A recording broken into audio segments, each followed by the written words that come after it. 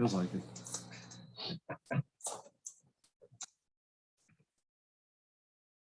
Arlene and I are ready on camera.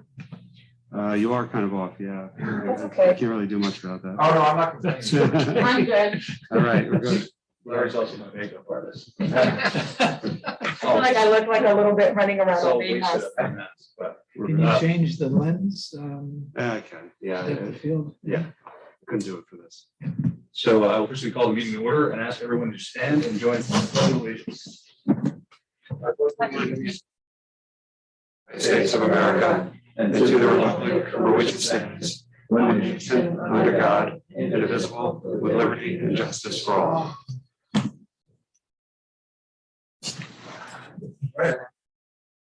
Announcement tonight, which is a public hearing scheduled for the 2022-23 operating budget, which is scheduled for Monday, April 4th, 2022 at 7 p.m. in Irvington Village Hall here at 85 Main Street. I guess we need to make a motion for that, Larry. I'll make a motion if I can have a second.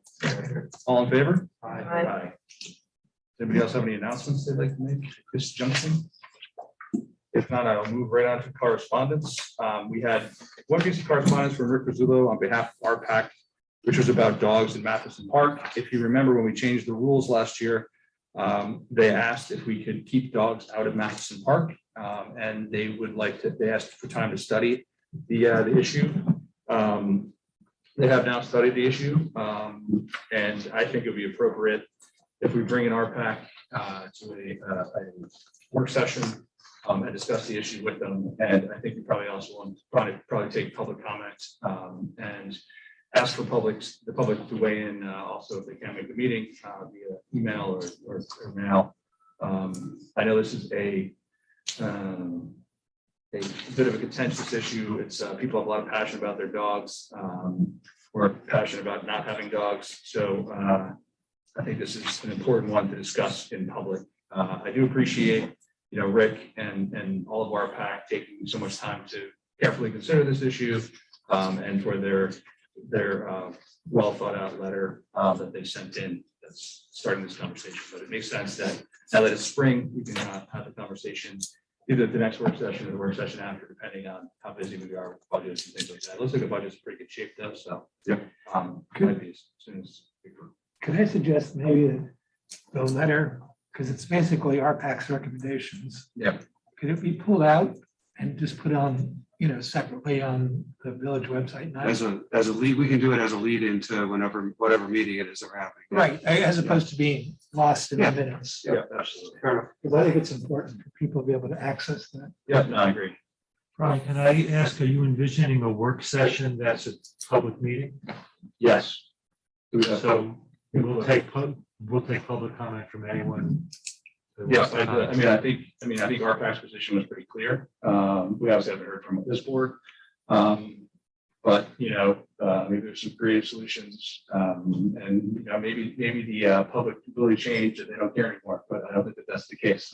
So I think that it's probably most appropriate to have them be heard. And I think it's more appropriate to do it here than at an RPAC meeting. Obviously, they already had their hearings. I know, I think we should be the ones to be receiving the public input as opposed to. Absolutely. We'll work We'll on figure out scheduling this that. month or next month, but before we get to peak good weather season. Yeah. Public comments. Anybody at home there? We should say at home. Anyone not currently here? Raising their hand. They can raise their hand in the Zoom meeting if you have a comment.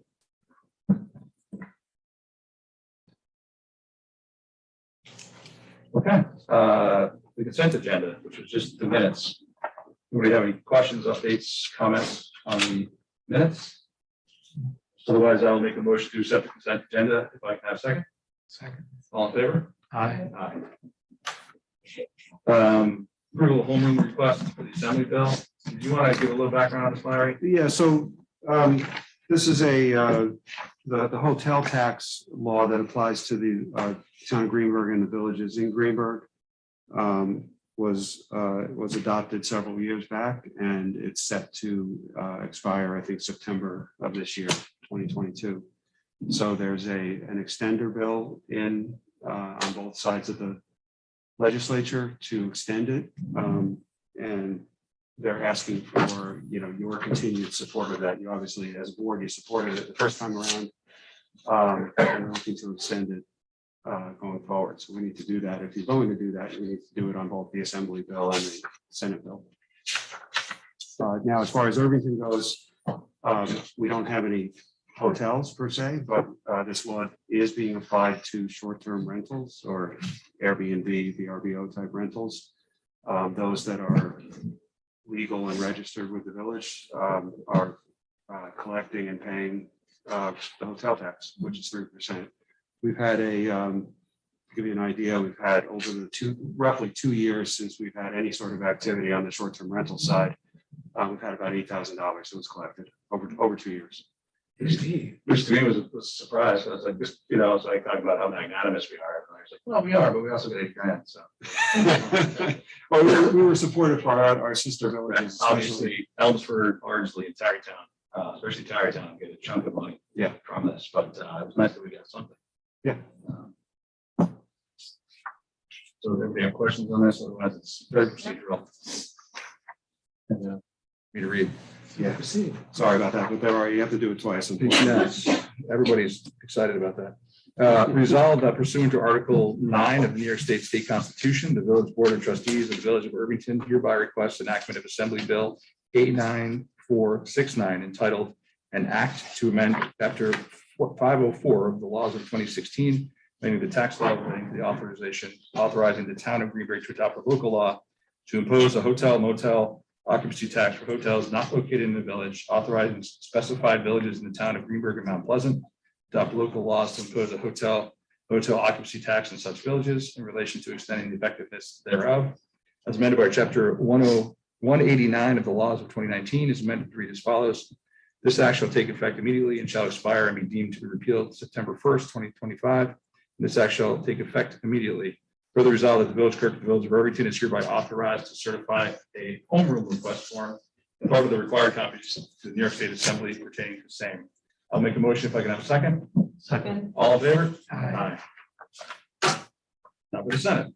Resolved that pursuant to Article 9 of the New York State Constitution, the Village Board of Trustees of the Village of Irvington hereby requests enactment of Senate Bill S 8413 entitled An Act to Amend Chapter 504 of the Laws of 2016, amending the tax law relating to the authorizing the town of Greenberg to adopt a local law to impose hotel motel occupancy tax for hotels not located in a village, authorizing specified villages in the towns of Greenberg and Mount Pleasant to adopt local laws to impose a hotel motel occupancy tax in such villages in relation to extending the effectiveness thereof, as amended by Chapter 189 of the laws of 2019, is amended to read as follows. This act shall take effect immediately and shall expire and be deemed repealed September 1st, 2025. This act shall take effect immediately. Further resolved that the village clerk of the Village of Irvington is hereby authorized to certify a home rule request form and part of the required copies to the New York State Senate pertaining to the same. I'll make a motion if I can have a second. All in favor? Aye. Now, certiorari. They have very procedural meetings tonight. I assume you guys have kind of gone over the certiorari already. So, the way it works now is we no longer have our own assessor. So Greenberg basically, proposes it to us. Mary Ann reviews them, or Mary Ann's partner, I guess. Kind of says, yeah, these seem to be, not crazy. And then we have to also approve them because we are assessing the unit, I guess, right? Over not the assessor. Correct. We're a taxing unit. Taxing. Yes. The language was identical in the two recommendations. Correct. Correct. The names are different. You can outline that as you go through this. If like, you don't need to Read the whole thing twice. You don't need to read it word for word if you don't want. Yeah, I'll read the first one. I'll read the whereas in the beginning. But for one, whereas petitions have been filed by Alan J. Ives and Paula S. Ives, their unknown petitioner, challenging real property tax assessment on the Village of Irvington and the town of Greenberg assessment rolls with respect to the subject property for 2016 to 2020 tax years, respect to parcel designated as section 2.11, block 59, lot 42. Whereas petitioner actions are now pending in Supreme Court Westchester, and whereas the town and petitioner reached a mutually agreeable resolution, now therefore the village is authorized to effectuate a settlement commensurate with the following terms. for assessment year 2016 to 2020. The original assessment went from a high of $1,134,500 in 2016 to low $1,065,900. And the revised assessment is $999,999 for every year. The Village of Irvington's share of the refund is $6,316.49. I'll make a motion to approve this if we can second. All in favor? Aye. I should also say that these amounts are budgeted, by the way. We have a certain amount of money that we keep in our budget for these types of surcharges. And this is obviously, we're only whatever 20% or something. The school's got a 60% hit on this, right? Correct.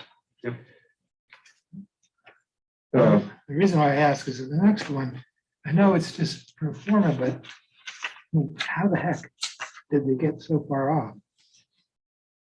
You know what I'm saying? It's like, Yeah, it looks like a piece of property, whatever it is, doesn't have, it looks like it's almost an empty lot or they something. went from over $1.25 million down to Yeah, 250,000. That's like an extraordinary. Yeah. Yeah, I think one is likely vacant land, and they took issue with how the vacant land was reassessed during the reassessment process. Yeah, I would too. Yeah. I know the town, the town was pretty aggressive on that, so I know. Yeah. that's what you get. I just was surprised to see it in writing that it was so shocking that. just the top here, whereas petitions have been filed by Lakshmi Mahotra, challenging real property tax assessments of those of Irvington Town of Greenberg assessment rules with respect to subject property for 2016 and 2017 tax years with respect to a parcel designated section 2.120 block 60 lots 7 and 8 on 10 Hassan Lane. The assessments for the first one went from $1,236,000 down to $250,000, and from a high of the 2 years since it was only two on the first year 2016 from $3,587,200 to $3.5 million, and in 2017 from $3,802,400 to $3.6 million. And the Village of Irvington share of the refund is $17,686.08. I'll make a motion to approve. If you got a second? All in favor? All right. Now, Mary Ann's favorite part of the evening. Approval of village attorney's retainer agreement. Did you set anything up here, Larry? So there's it's similar agreement as what's been in the past. There's a small increase in fee. I think it's $10 per Seems hour, very reasonable. which seemed very reasonable, and it hasn't been done in Yeah. years. Yeah, so. And inflation's down 7%. So I know. you need to get a better agent. But we appreciate all your hard work, Mary Ann. You know, you really are part of the team and not just a the hired gun, but we appreciate you being reasonable, and I also think you probably undercharge us on hours too, but that's we appreciate that as well. What happens when you get older, you know, you've done this long enough, it doesn't take you as long to do stuff, you know, but. We Too appreciate it. efficient for your own good. Thank you. for But we're taking glad time. you're coming back again. So, Yeah. Thanks. Definitely. Resolved to approve the retainer agreement number 2002-02, firm of Murphy and Lammers LLP, providing for the hourly rate of $165 per hour for basic retainer services and $220 per hour for services outside of the basic retainer, and authorize the mayor to execute said agreement. I will happily make a motion if I can have a second. All in favor? Aye. All right. Next up, we have resignations from the Architectural Review Board. Resolved to accept with regret the resignation of Mitchell Koch as a member of the Architectural Review Board effective March 16, 2022. And further resolved to accept with regret the resignation of Jonathan Casilli as an alternate member of the Architectural Review Board effective March 16, 2022. Larry, I assume we were going to have one more, but that's not until next month. Is that right? Correct. Okay. Yeah. So I will make a motion if I can have a second. All in favor? Aye. Well, what happens if we didn't approve it? Mhm. It's a little bit of formality. Yeah. Uh, We could say they have to stay on, but they don't. We can't make them show up. Right. Yes, and And this is a nice way to follow that one up is an appointment to the Architectural Review Board. Resolved to appoint Randy Huff as a member of the Architecture Review Board for the term expired December 2023. I'll make a motion if I can have a second. All in favor? Aye. So Randy is currently an alternate, so he's agreed to step up to be a regular member. Thank you, Randy. You know, so, you know, we'll probably have a public meeting, a work session about, you know, a plan to allow the ARB to function well.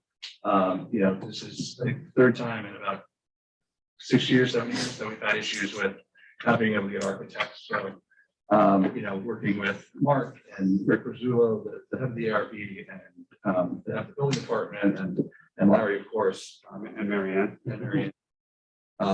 Kind of all, you know, everyone putting their heads together that actually knows about it, and see if we can come up with some creative ideas to maybe some streamline some, maybe move some things around and just get it to function, so we're not always, you know, worried about replacing numbers. So I think that's coming up as well. In that context, is there someone that wanted to sit with me and Larry to go through that flow chart?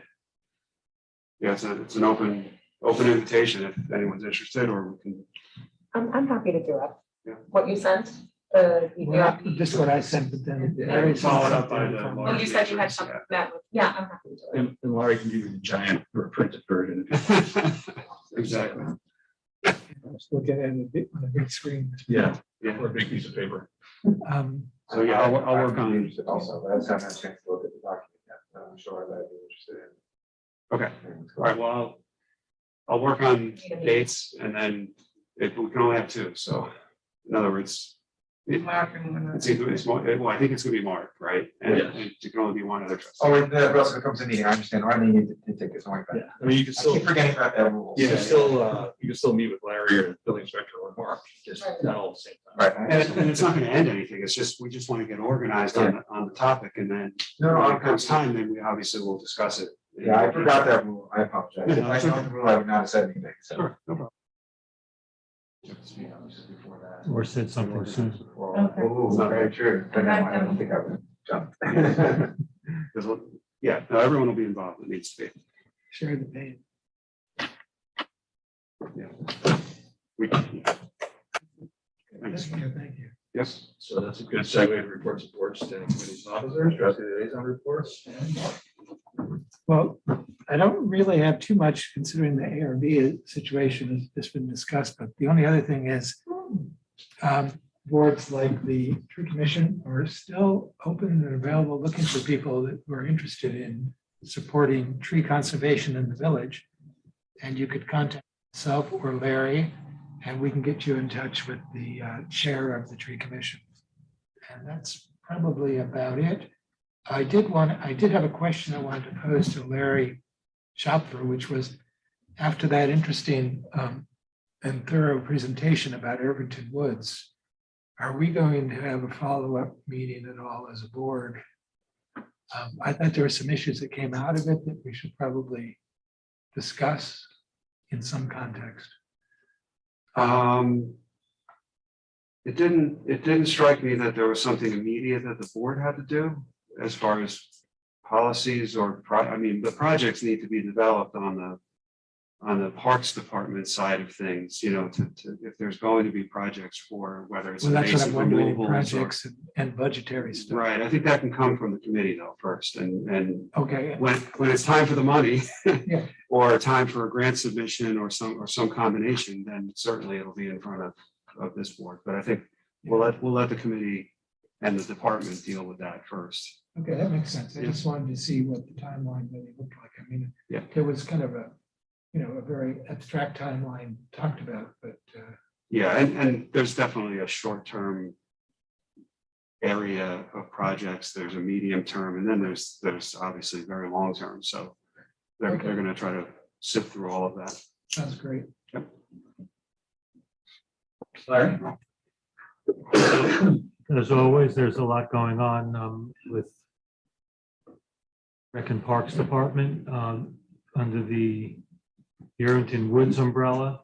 You know, again, Mark just spoke. I think there were about 35 people on the call on the Zoom. It is now available online, so we're talking about the Irvington Woods Community Forest Management Plan, and that is now available online if you'd like to see it. Also talking about the woods, there'll be an heirloom apple grafting workshop at the O'Hara Nature Center, April 9th, April 16th, and April 23rd. $40 per person. Pre-registration is required. CJ is the instructor. And again, with the woods, they've had cleanups. On 318, over 20 Irvington Middle School and high school students came out to help to heal the woods. Lots of cleanups. There was, as Joe said, there was even an oven that was taken out of the woods. And again, under the area of cleanups, there'll be the invasive vine barberry bush removal program that was held on Saturday, and there was a great turnout for that. And I believe there's another one coming up. I'll supply the date as soon as we get that. Under the summer plans, we've got applications available for summer day camp counselors, specialist supervisors, and teachers positions available. There are Teenscape applications for Teenscape staff as well. Dates for summer camp are set. The camp will be at Dow's Lane from July 5th to August 5th, 9:15 a.m. to 1:30 p.m. There'll be early bird online registration starting at April 1st. Teenscape registration will also be started, has started, is ongoing. Both sessions are over half filled as of today. Park staff are hoping to have all park bathrooms open very soon. Right now, Memorial Park bathrooms are open. Tennis court registrations will be needed and available the week of March 28th. And then again, under the umbrella of the senior citizen programs, another big area that RPAC's responsible for, they had their first in-person event in 2 years, Tuesday, March 16th for the St. Patrick's Day celebration. 60 seniors attended in person, and they delivered 40 meals on top of that to seniors who could not make the event. Special thanks to Nikki Grados, Francis O'Shea, Leo Penzine, Pete Warnege, and Jim and Peggy O'Hara. And thanks also to Chief Pignatelli, Karen Buccieri, Larry Schofer, and Officer Paul Robibero.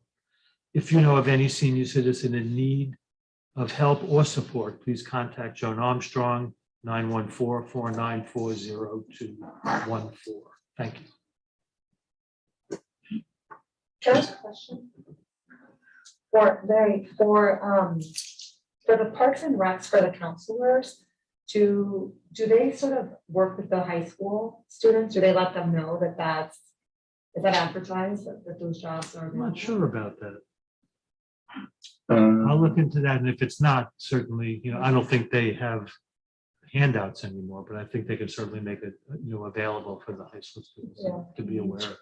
Because I often see, like high school kids advertising that they want to babysit, so maybe a summer camp counselor job would be good. Brian, back when you were in high school, did they advertise it? No, it's figured it out, but yeah, I think you have to be 16. I believe that's right. 16, but there's a lot of high school kids under 16. Yeah, in the past, my son has had a lot of high school counselors. Yeah. I'll reach out to Joe to make sure that's it. That's it, I'm done. This is your first in-person report, right? Yeah, it is, and it's funny because I had such a long report last time and I have almost nothing this time. So, but either commission. That's even better. Yeah, their commission meeting is later this week, so for the next meeting, I should have an update. On the theater, the library decided that they just go to the library, their website, they have the list of all the great events that they're having. I'm not gonna read it every meeting, I'm gonna read this stuff every other meeting. So that I did it last week meeting, so I'll do it next meeting. And yeah, so that's it for me. And last but certainly not least. Okay, I just have one thing to report, which I reported the last time, but I think it's important to repeat it. There's an event at Immaculate Conception Gym on April 9th from 2 to 6 p.m. for Detective Dave Walsh. And it's there's going to be food and raffles. You can contact the PBA for more information, and there have been flyers around town. So. That's exactly what I was just going to say. And then I'd tell you, you have anything else? Okay, and that is, of course, I couldn't find the Irvington Shakespeare Company. is presenting Acting Shakespeare. Since our theater is not available, they're doing it at Mercy College. I'm just trying to find. It's the previews Wednesday and Thursday, and then Friday, Saturday, and Sunday are regular shows. That's right. So this week, right? Yes. It's, the 20, I think the opening night after previews is the 27th, right, which would be, or the 25th. On their website. Yeah. I think Friday. There we go. Yeah, March 24th to the 27th at Mercy College. So you can go to Irvington, so that's on their website, and you can buy your tickets there. In town, it should be great. I think it's great that they're doing something, not just in the summer. So I'd really like to support them. Sir Ian McKellen actually even blessed this production, so I thought that was amazingly cool. So I guess this is based on something he put together. Yeah. So he asked, said, hey, can we have a reduced rate? He said, we could do it for free. So and he offered to help any way he could. So I think that's absolutely amazing. So it's exciting to have that going on, and hopefully we get a huge turnout in support of Detective Walsh. I expect we will. So that should be a great day. Village administrator report. So just one quick reminder. So I'll be or a heads up, actually, I'll be sending around a revised draft of the priorities for the upcoming year or the current year. We did have a good meeting. Mayor Smith and Trustee Burgos and I had a good meeting, and I think we're a little closer to a more concise document. So send that around, review it. If there's words you want to change, go ahead. I don't think we have to all sit in a room and have a group editing session. Just send me some comments. I'll incorporate them, and just go through a couple of rounds of that, and we can get them published and continue to work on them. Yeah, thanks, Arlene. And, All right. Thanks for those who tackled that. It seemed a little unwieldy. Yeah, it's a little more organized now, I think. So yeah. A good a restructuring was helpful. yeah, right. It was also just good to kind of sit around and talk about it. Mhm. Yeah, for sure. We'll look at our treasurer's report. Just wanted you all to know that the minor changes we had to the budget at the last workshop were incorporated into the budget, and it was filed in my office today. We'll have it published tomorrow at the website. And just for everyone in the audience, I'm very happy to report that there's no increase in the tax rate proposed at this time for 22-23 tax year. So we're happy about that. And those attorneys report. Any public comment, Larry? On Zoom, you can raise their hand if you have a comment. Do you want to click on participants so we could see like how many people are There. I can't. I'll explain it someday. Okay. It'll take a while to explain. Tom Avenanti, hold on. Good evening. Thank you for letting me join you.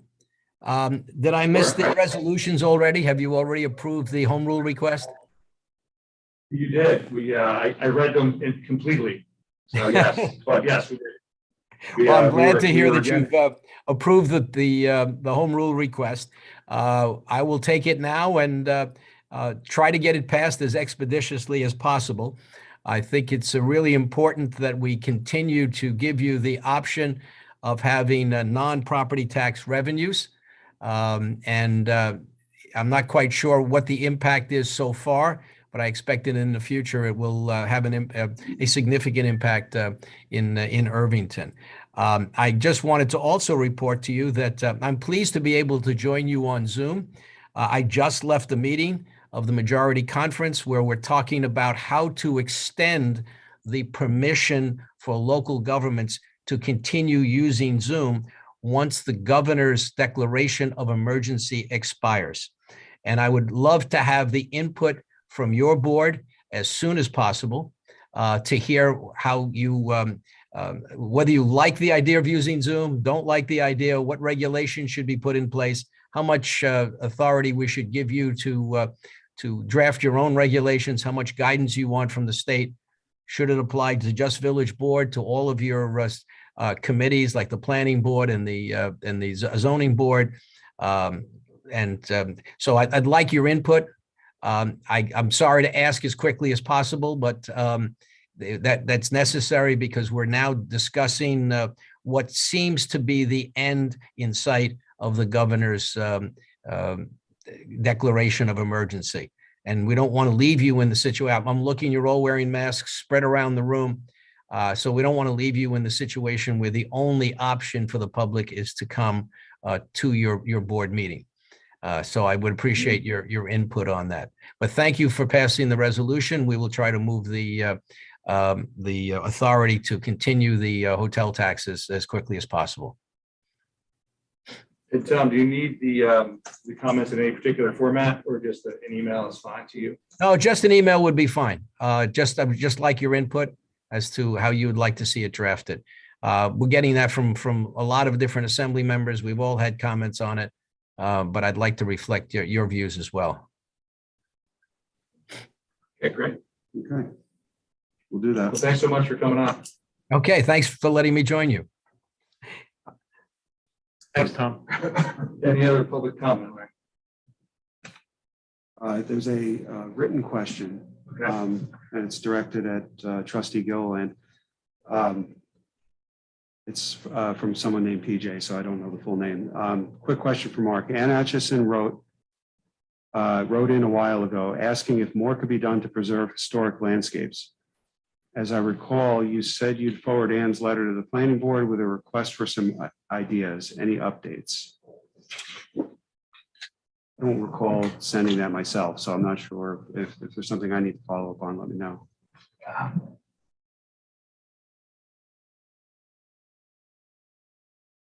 Yeah, I know Ann sent the letter. I don't know that it was, I don't think I forwarded it. I think I sort of forgot about it or just, Okay. the issue is, there's kind of two issues in general, one of which is that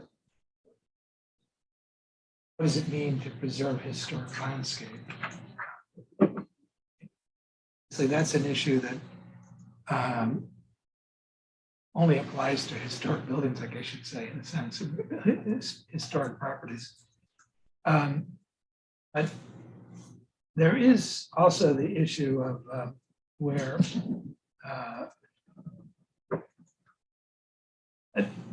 I could sort of just, landscape preservation in general. So I think the board handles that fairly well Right. from what I've been seeing. And with the consulting landscape architect, that there seems to be a good eye toward conservation and also restoration. So not sure what to say beyond that. I don't know how, I'm kind of at a loss to think about how it's phrased in like historical or local, historic district or local landmark law. I don't think there's anything in reference to preserving the landscape. I'll So follow it's up. something that we should think about, Yeah. obviously. And I can follow up with the planning board, make sure the chairman sees that, and we'll get some feedback if they have any. Okay. That's it. That's it, Larry? So I think you have one action item, which you just got, or you have more? Well, and also the feedback to Tom relating Do to we have remote any- meetings. Any specific feedback for Tom? Yeah, you might want to discuss that now, to be honest with you. It's probably easier to. So I mean, personally, I think the hybrid model is great, not just because of COVID, but just to get more public participation, even, kind of regardless of COVID. I think it's also for the other boards. I think it's equally important. I think sometimes even more so. I think it's just huge. I think it's just a way that people in the public can participate, not have to get a babysitter, not have to, come for an entire meeting if they know there's something kind of halfway through. They can kind of have it on the background and then pay attention when they want to. I think more public involvement is great. I think the technology now is where it's very functional. And I think it's important for all the boards. So I think allowing at least the hybrid model. And I think it's also great for board members. Yes, we should all be able to get away on vacation, but if there's an important issue, and I think that's probably the biggest change. Like you used to be able to dial in, but then you had to like advertise that those strange open meeting laws to go away that, if I'm on vacation in Florida, then I have to advertise that and people can come to the meeting there. That's just never Your makes hotel room? my hotel room. Right. We had to Right, I would, advertise. That- Right, I mean, would that's agree the with single that. biggest impediment, I think. It's the Because even strangest. now, if any of us were to stay home and dial in, basically our home is now a destination. Right. Yeah. That so shouldn't be. They should, Yeah. they should remove that requirement, you know, and to me, it's like if the requirement you have to have equal access, then equal access is Zoom. Yeah, and well, I mean, That's a big change, I mean, right? the spirit of it was that there had to at least be an accessible location for the public to come to. And in the context of a statewide agency that has a board member in Albany, a board member in Syracuse, and one in New York City, where does the public go? Yeah. That's why those locations were advertised. But it was never, I don't think it was intended to be the home address of a board member who happens to be dialing in. Clearly, this will be the accessible location. It's accessible ADA, accessible, but accessible in the village for the public to attend. So there's no issue with that. We would always have this location, or at least I would think we would have this location be available for the public to attend. But I think that's the open question that the state is dealing with, because what we're doing here is 100% legitimate in terms of the open meetings law, regardless of what the state does. It has nothing to do with it, right? Because you're all here present. But if for whatever reason, all 5 of you decided to stay home, gets a little stickier, you know, then do we open the room while it's empty and people can come here and watch it on TV? I mean, that's silly, you know, so those are the types of things they could probably clean up and tighten up a little bit. There's another, Oh, go ahead. I was gonna say, there's another point that kind of comes from my background, what I do, my day job and what I research is, I agree with everything that everyone has said so far. The one caveat I have is I think if people are gonna join the meeting via Zoom, they should identify themselves. I think there's nothing to be gained in democracy. And one thing we've learned from social media is that anonymity does not breed discourse. It breeds dissent, not just dissent, it breeds confrontation rather than discussion. And I think if you wanted to come to this, when before COVID, if there was an issue, we as citizens, I did it, I'm sure, came into this room and stood up and said, my name is Mitchell Hard, here's my address, and this is what I think on this issue. And I think there's no problem with someone doing that on Zoom and saying, I'm Mitchell Hard, this is, and this is what I think. But I think I have a problem with, like, you just had a comment from somebody, we don't know who made that comment. Do we know the person was in Irvington? Do we know it wasn't the person that he was referring to? And we don't know it, right? And that's not, to me, part of democracy. Part of democracy is people participating under their name. So that I would advocate for a rule under which if people want to join the meeting via Zoom, they should absolutely be able to do that for all the reasons everyone discussed, but you have to use your go. I have, I guess my question, I feel very similar to what you're saying about anonymity. So is there a way in Zoom? So I know when I have meetings for work, you have to be a registered Zoom user, so you can't, it really can't be anonymous because your name, to register through an account, you can't just freely. Is there a way for us to require that, or at least, I just think be very careful with, just people with bad intent using, anonymous accounts, because I think that's harmful and not helpful. Right, I mean, I think the one of the things is, even if you have a registered account, you can enter a display name that is anything. It doesn't, you know what I mean? You've probably seen it yourself. You can override what it displays as. I mean, hence, I'm logged in as meeting host. That's my name up there. I did it just for the public so that they understood what that was, but I could put anything there. So it gets a little bit sticky. The one way that you can authenticate is you can have people pre-register, but we opted to not do that from the very beginning when we were running meetings remotely, simply because we thought it was burdensome for people to just, as you said, jump on in the middle of a meeting. Well, okay, if they didn't pre-register, then they're not jumping on in the middle of the meeting. You know what I mean? So, Yeah, that makes sense. so we kind of never really went into that authentication process. You could still do like we do that happens as a planning board, anyone that speaks has to identify themselves. So the chairperson can just ask, what's Yeah. your name and address? I guess, I absolutely I could mean, have they handled could that. lie, but so could anybody who comes to a meeting. Come exactly. to me, you're. But in the case of like the written, Your neighbors know you, you know what I mean? We're a small village. in the case of like the written comment, maybe we just have to say, you know, you've got to use, well, it's coming in as whatever their name is, right? Their login name. Yeah. But you could say, you know, give us, can you state who you are? Because it is if it's a public comment and it's supposed to go on record, we should know who it is. And, you know, I say, because at the planning board, there was a couple of applications over the last year that brought out a lot of people. You know, there were a lot of participants. And everybody said their name, either said their name or Or they Susan would say, what's your name and address? And there wasn't any funny stuff, you know, nobody tried to pretend they were somebody else or would say who they were. I know what you're saying, Mitchell, but I'm telling you, over this last year, there was a lot of participation. I Well, we had never those saw an ones, issue. like, we had all the Broadway zoning stuff was done remotely.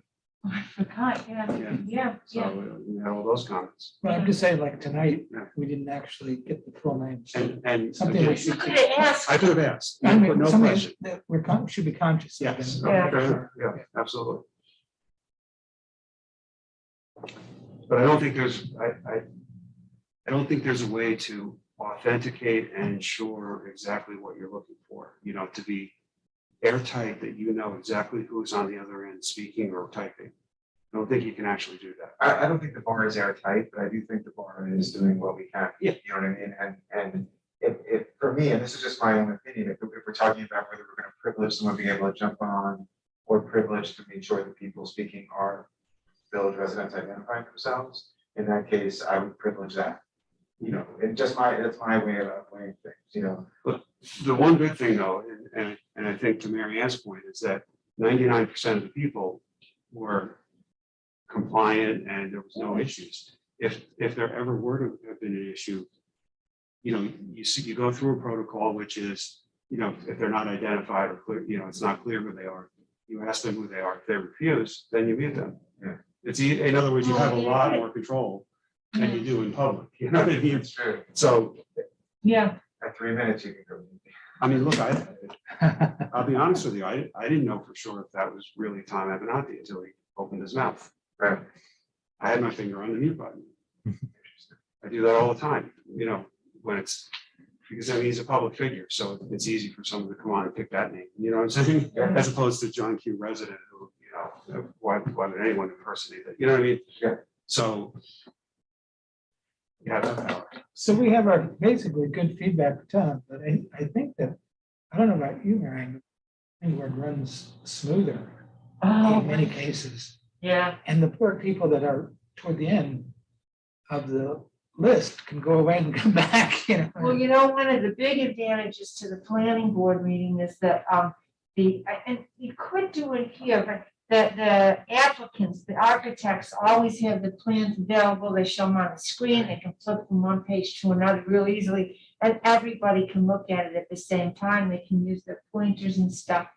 It's true that you just toward the very, just before COVID started, there was the ability to do it Yeah. in the room, but they have to come and set up, and there's a delay, and it's totally eliminated now.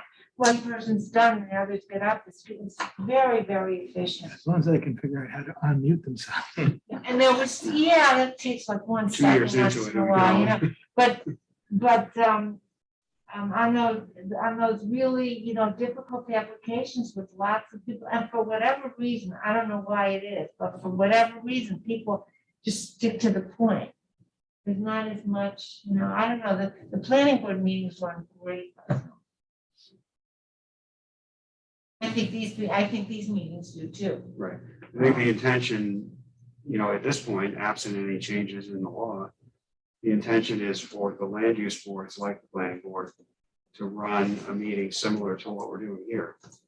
It may be that they were going to have I don't know if they were planning on having the applicants come in. I think they were planning on having the applicants be remote, but we have to work Yes, that out. that was the direction. Yeah. At the end of the last meeting, the Yeah. next meeting come, but the applicants and the consultants will be. Right, right. And I think, I mean, my own opinion is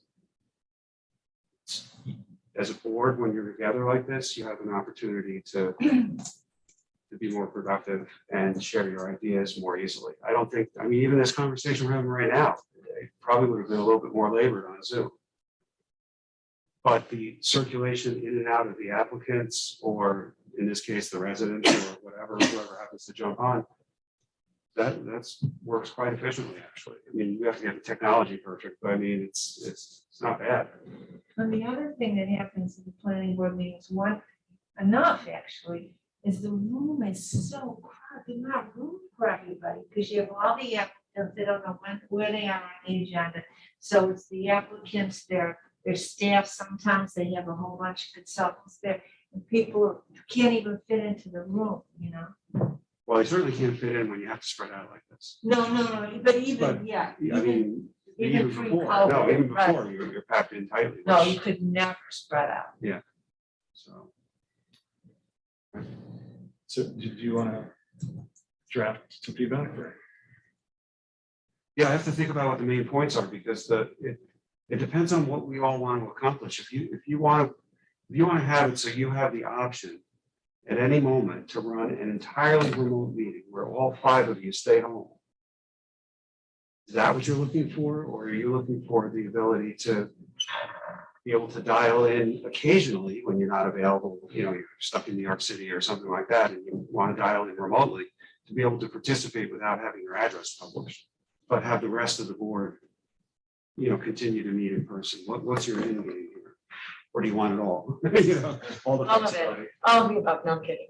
I think, 'Cause they're different things. You know what I mean? yeah, I mean, but I would think that like, what happens when there's bad weather? Do we cancel meetings? We have, yeah. Yeah. For snow, maybe, but not for. No, that's what I mean, like a storm. Village, very rare, but very Once, rare. and I think once since I've been. Yeah. I can't. It's rare, yeah. Yeah. I do think that the lesson that we learned from this whole COVID experience is that there are times, I agree with you, we're more productive when together, but there are times where it makes more sense to be remote. Like if it was like 4 inches of snow, we could probably get here, but why do we need people on the roads? It's just hop on the Zoom, you know? So I mean, I think that obviously the most important thing is what you said first, and or second, I forget the order, about, you know, if someone's caught in work in New York City or I'm caught in New Rochelle, or someone, you know, had to go away unexpectedly or stuff, if things would function better if that person could zoom in and be on the Zoom. And I think for multiple flexibility, maximum flexibility, excuse me, obviously it would be great if we could, you know, have the trustees do it when, or we decide as a board to do it, you know, when it makes sense, but I don't think anyone's saying we want it to be every meeting, you know. Right, right, Emergencies and emergency situations. right. Well, because Emergencies to be completely remote. Right, but the other piece of it, isn't it a public piece? Where it's allowing the public, right? So I That do- can happen- That can happen without legislation. I mean, with the Zoom, right. We could have done this all along. I mean, if Okay. you go back to the old days and at the town of Greenberg, they had the dial democracy where you'd have Paul Feiner would have the phone calls coming in over the speaker. They Like- did that in ours. and they Yeah. did it all. So it's been, you know, we never got to that point here, but it certainly makes sense now, especially with the technology. right? But I don't think that needed any special legislation. No, I almost think that we should just say we'd like all the flexibility, you know, when you said all the above, but, you know, yeah, I think the beginning of the emails, or it should be talking about how We believe that this is increasing participation by the public, so we think it's important. And we also think that, you know, allowing the board the flexibility to dial in, including the entire board, if you know, inappropriate, if there's a weather emergency or whatever. In some sort of emergency. Because it allows, I mean, yes, we could, if there was a hurricane, we could say, hey, we don't really need it, or a really bad storm, we're canceling anyway. Or you lose power in this building, you know, I mean, we have a backup generator, but. you know what I mean? But yes, in theory, so I almost think like, you know, I mean, there's still cases where you can just cancel, but there's also times where it's like, you know what, as Mitch said, this is the height of the snowstorms at 7 o'clock. Let's just stay home and dial in. Larry doesn't have to drive home, Connecticut after, whatever. So I think it's almost all of the above. Right. Which I guess is what he's kind of asking, do we want to be able to keep ourselves on Zoom more than, as you said, the public on Zoom? Yeah, like I said, the public, I think is our choice, and we've always been able to choose that. Yeah. Yeah. So I think the answer is we do, and I think it just gives us flexibility to allow us to carry out our business, the village's business, regardless of the circumstances. So why you want to limit that, I'm not really sure. Right. So I think the addendum is we don't want to have to publish our home addresses if we can. Yeah. Yeah, no, I think that definitely is a. So the other thing is just, and this is not in contradiction, but it's another example. We've come out of fairly strict COVID protocols and everything looks okay, but the curve is starting to go up in Europe again. We don't know what it's going to be like in the US. We don't know what it's going to be like in Westchester, and we don't know how quickly the state could respond to it. Right. So I'm sure they would notice it very quickly, obviously, if the stats start going south. Right. But it would still give us the flexibility to, as a group, say, you know what, the risks look like they're a lot higher now than they have been in quite a while. Or whatever, and we can respond quickly without waiting for the governor. Right. So Okay. hopefully not, but. Yeah, of course. So another action item for you. Yeah, so feedback and, And you obviously, if you want to submit it to us, so we can take a look at it. yeah, of course. So I will make a motion to adjourn if I can have a second. All in favor? Uh,